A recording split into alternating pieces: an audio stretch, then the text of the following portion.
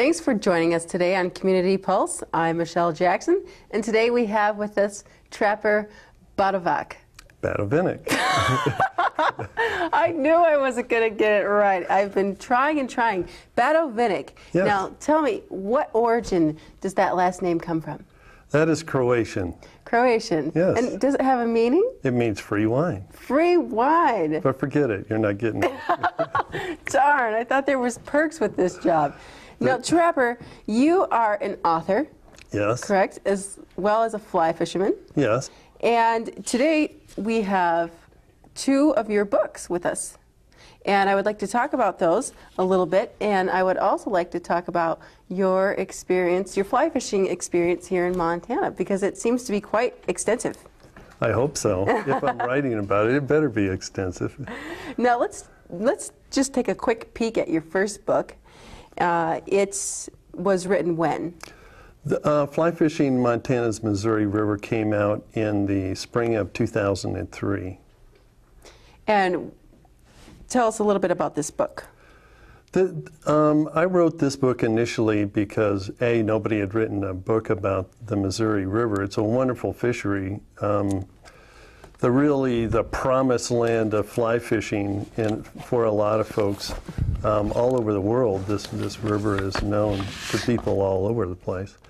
And the really sweet spot, the Blue Ribbon section, begins at Holter Dam, which is from here in Helena. It's only about 35 miles north of here, and continues to the town of Cascade, which is roughly about 60 miles north of here. So now you also have a second book, which is entitled Fly Fishing, the Solution, or the Solitude, Montana. I never tried to read it upside down either, but I think it could be a solution. It could be a solution to a lot of problems, actually. Fly Fishing the Solitude, I wrote because it's kind of the antithesis of big rivers, which the Missouri is a very large river. And people would ask me, that they like to fish the big name rivers, they like to fish like the Missouri. But it got to be real popular, and so there was a lot of people on it. And a lot of fly fishermen, really the birth of fly fishing, was someone who would go out on their own in some place that was remote, in some really pristine areas, and fish by themselves.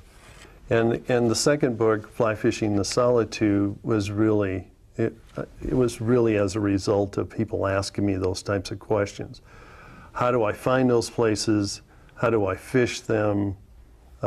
Just, to kind of go back to the roots of fly fishing.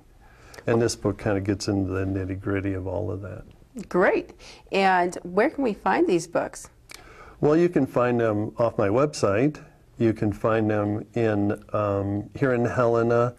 You can find them in Hastings. You can find them in Cross Currents. Montana Fly Goods, Bob Ward's, Montana Book. Who am I missing?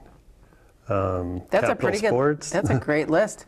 Basically, in a lot of places here in Helena, in Barnes and Noble, Borders across Montana. Fantastic. So tell me, Trapper, if someone had never fly fished before, how would they go about it? Well, as you related to me earlier, it's a sport that requires some skill, and skill cannot be bought. You have to earn it. If you want to be a good skier, if you want to be the Tiger Woods of fly fishing, you're going to have to put in the time. Right. It's not something you can just buy. But one of the things you can buy is some lessons. There's several fly fishing shops here in town that will rent you equipment. They'll put you through all the motions on how to cast. They'll teach you the entomology, the insects that you're going to be trying to imitate. All those sorts of things, you can purchase those kinds of things. And if they pick up your book, or both of them, they'll be directed to the best spots in Montana, correct? Absolutely. That's a great idea. Thank you very much. That's a wonderful idea. So tell me, is this sport an expensive sport? It depends. I would say that particularly if you go into it and you just wanted to learn how to fly fish, you could, basically rent everything you needed. And so at that point, it's not very expensive at all, much less than skiing or golf. But I would say on average, if you wanted to get into the sport, you should probably expect to invest, a couple $100 minimally to purchase the things you would need to begin. Just to begin, and that would include a pole, I would assume, right? Right. You'd need a fly rod and a reel. And in Montana, because we have some pretty cold waters, you'd probably want some protection from that, which like waders. Okay.